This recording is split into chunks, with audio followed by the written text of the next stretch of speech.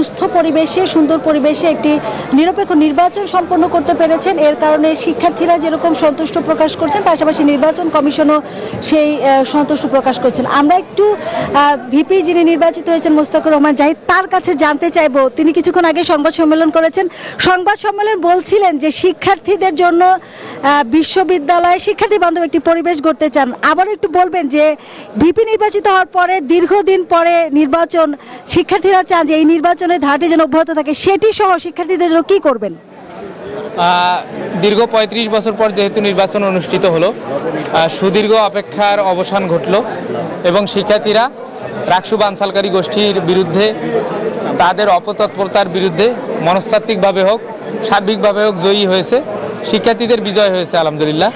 আমরা এই নির্বাচনে, আমি যেহেতু নির্বাচিত হয়েছি ভিপি হিসাবে, আমি সবাইকে আহ্বান জানাবো, রাজশাহী বিশ্ববিদ্যালয়ে যারা শিক্ষক, কর্মকর্তা, কর্মচারী, শিক্ষার্থী, সাবেক শিক্ষার্থী সহ আজকে যারা বিজয়ী হয়েছেন এবং যারা পরাজিত হয়েছেন, আমরা সবাই মিলে আমাদের সুন্দর ক্যাম্পাস গড়ব ইনশাল্লাহ।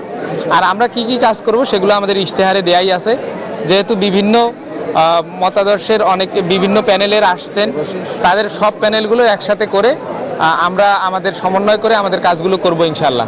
আমাদের ইশতেহারে র্যাপিড যে কাজগুলো করা যায়, যেমন খাবারের মান উন্নয়ন, ফিল্টার স্থাপন, খাবার, পানি, তারপরে এসি, এই ব্যাপারগুলো, ওয়েলফেয়ারমূলক কার্যক্রমগুলো র্যাপিডভাবে যেহেতু করা যায়, এগুলোর জন্য আমরা চেষ্টা করব।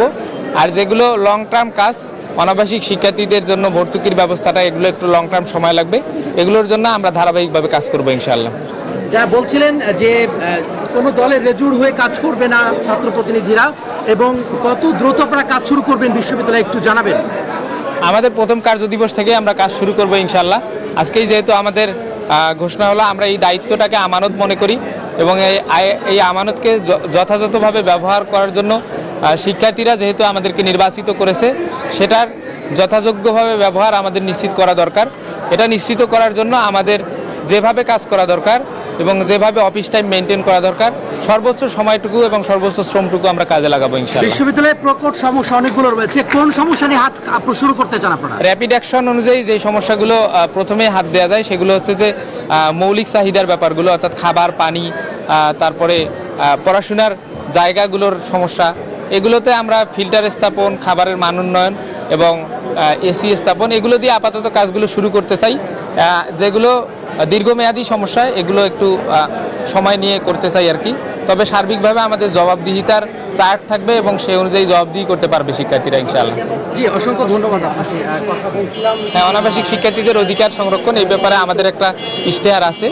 1 বছরের মধ্যে সকল অনাবাসিক শিক্ষার্থীর আবাসিকতার ব্যবস্থা করা যেহেতু কঠিন, এজন্য আমরা অন্তত প্রশাসনের কাছে রোডম্যাপটা পাশ করিয়ে নেব যে 5 শালা বা 10 শালা এরকম কোনো পরিকল্পনা তারা করতে পারে কিনা, যেই পরিকল্পনা দিয়ে সকল শিক্ষার্থীকে আবাসিকতার ব্যবস্থা করা যাবে একটা নির্দিষ্ট সময় পর।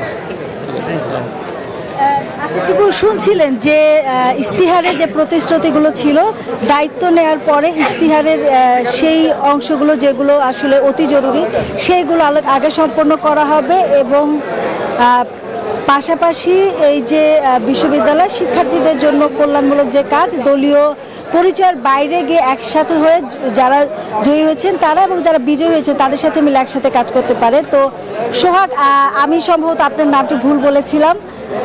এই ছিল আমার কাছে সবশেষ তথ্য। পদ্মা সেতু, মেট্রো রেল এবং এলিভেটেড এক্সপ্রেসওয়ে নির্মাণের গর্বিত অংশীদার বসুন্ধরা সিমেন্ট।